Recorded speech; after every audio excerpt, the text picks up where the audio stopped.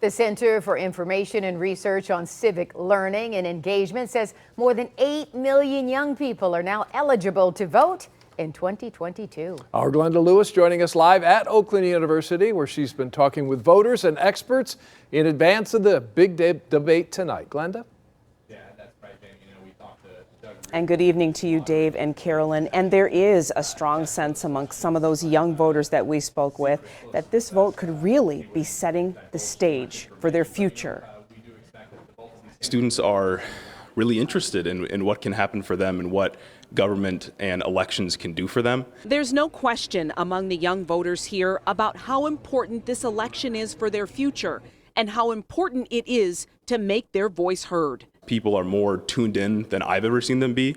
And of course, I don't have a ton of experience with politics being young, but I think people do care quite a bit. And I'm looking forward to seeing what turnout is like and how loud people's voices can be. Your student population, they're more involved, they're more active? Sure. Well, I think you see issues that concern our students bubbling up more this election cycle than maybe any in memory. As Oakland University prepares its campus for Michigan's second gubernatorial debate,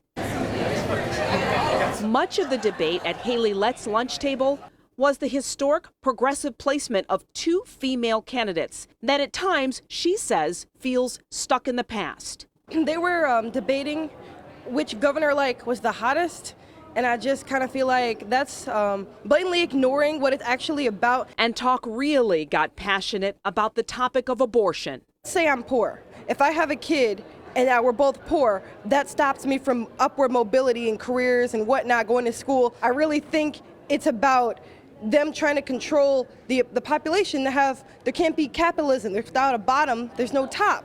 And whether you agree or disagree, OU started the day with a civility conference to provide tips for talking toward understanding. You have people who don't want to talk to each other anymore because they feel that it's not my neighbor, it's my enemy. Instead of disagreeing becoming a lost art, you don't have to hate to be behind that. Yeah, absolutely. I think that seems very familiar. And I think it's great to see that there are more and more organizations in the US who are trying to address this issue.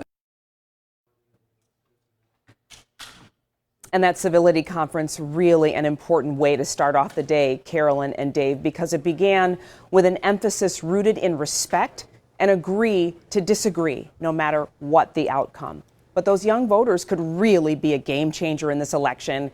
Again, Governor Whitmer-Dixon set for their final debate starting just minutes from now at 7 p.m. I'm live at Oakland University. Glenda Lewis, back to you. And Glenda, we are very much looking forward to the debate tonight. Thank you for your live report and coverage there.